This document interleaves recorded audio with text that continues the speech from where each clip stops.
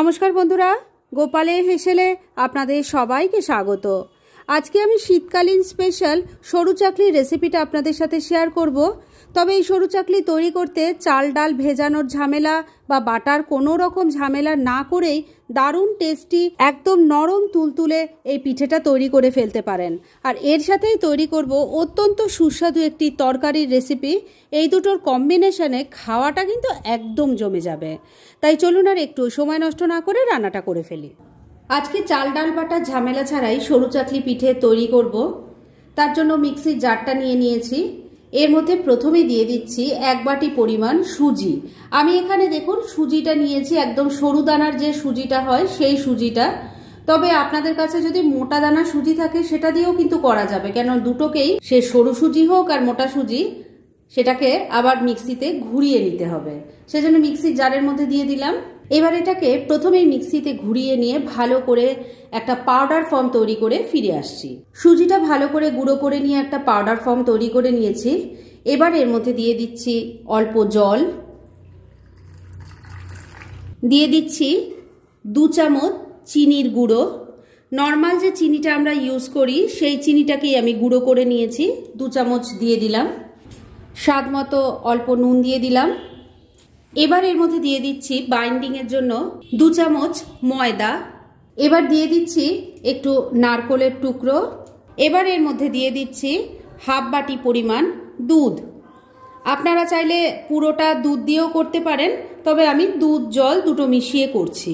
আর এই দুধটা কিন্তু কাঁচা দুধ নয়, আগে আমি ফুটিয়ে রেখেছিলাম। এবার ঢাকনাটা আটকে দিয়ে এটাকে আবারও বেটে নিয়ে একটা মিহি পেস্ট তৈরি করে ফিরে আসছি।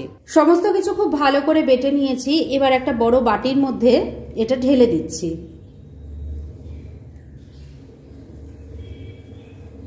সমস্ত ব্যাটারটা বাটির মধ্যে ঢেলে দিয়েছি। আর এই ব্যাটারটা কিন্তু খুব বেশি ঘন হবে না, তবে আমার কিন্তু এখনো ব্যাটারটা অনেক ঘন রয়েছে। তাই এর মধ্যে প্রথমেই আমি দিয়ে দিচ্ছি, মিক্সিতে অনেকটা ব্যাটার লেগেছিল, তার মধ্যে অল্প জল নিয়ে দিয়ে সেটা আগে ঢেলে দিলাম। আর এর সাথেই আরও 2-3 চামচ দুধ দিয়ে দিচ্ছি। ভালো করে মিশিয়ে নিচ্ছি।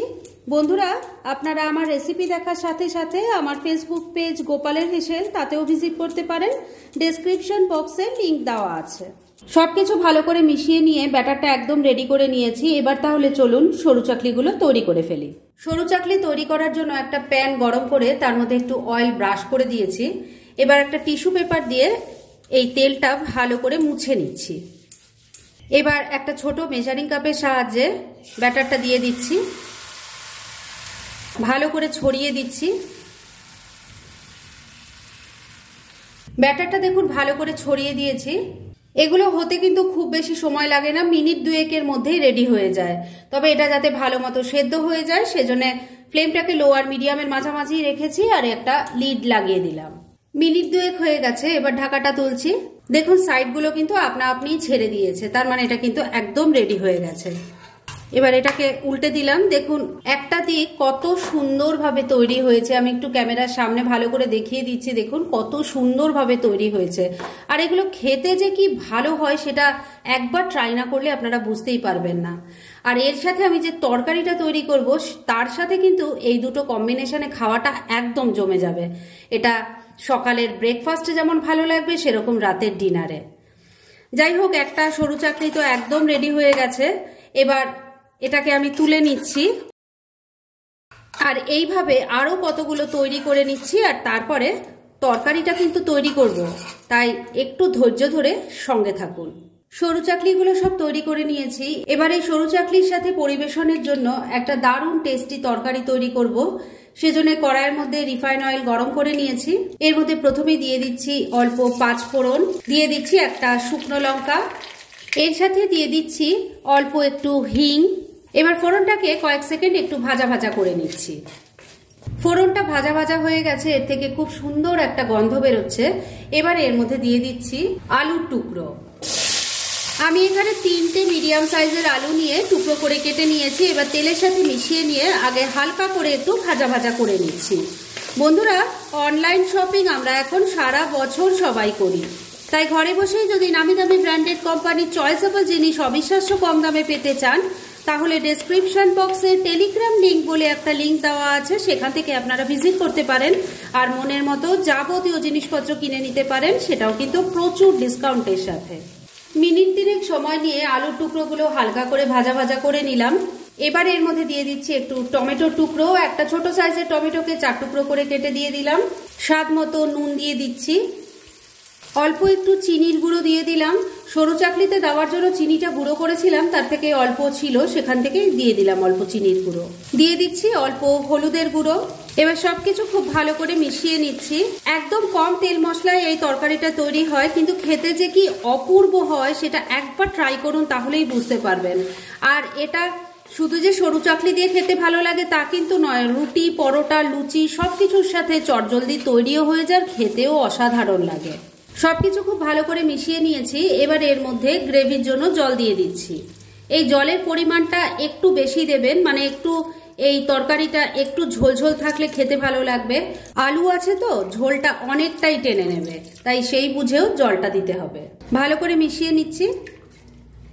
সবকিছু খুব ভালো করে মেশানো হয়ে গেছে। এবার এর মধ্যে দিয়ে দিচ্ছি 2টো চেরা কাঁচা লঙ্কা। ঝালটা অবশ্যই নিজেদের টেস্ট অনুযায়ী দেবেন। এবার ফ্লেমটাকে লো আর মিডিয়ামের মাঝামাঝি রেখে ঢাকা দিয়ে 3-4 মিনিট রান্না করে নিচ্ছি। মিনিট 4 রান্নাটা করে নিয়েছি, এবার ঢাকা তুলছি। এবার প্রথমেই দেখে নেব আলু কেমন সেদ্ধ হয়েছে। আলু সুন্দর সেদ্ধ হয়ে গেছে।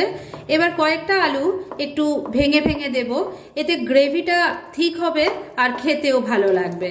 তবে সব আলু কিন্তু ভাঙবো না, অল্প কয়েকটা আলু একটু ভেঙে টুকরো করে দিচ্ছি। কয়েকটা আলু আমি একটু ভেঙে গুঁড়ো গুঁড়ো করে দিয়েছি।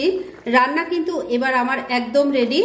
এবার এই তরকারিটা আমি নামিয়ে নিচ্ছি আর সরু চাকলিগুলোর সাথে পরিবেশন করে দুটো রান্নাই একসাথে আপনাদের দেখাচ্ছি।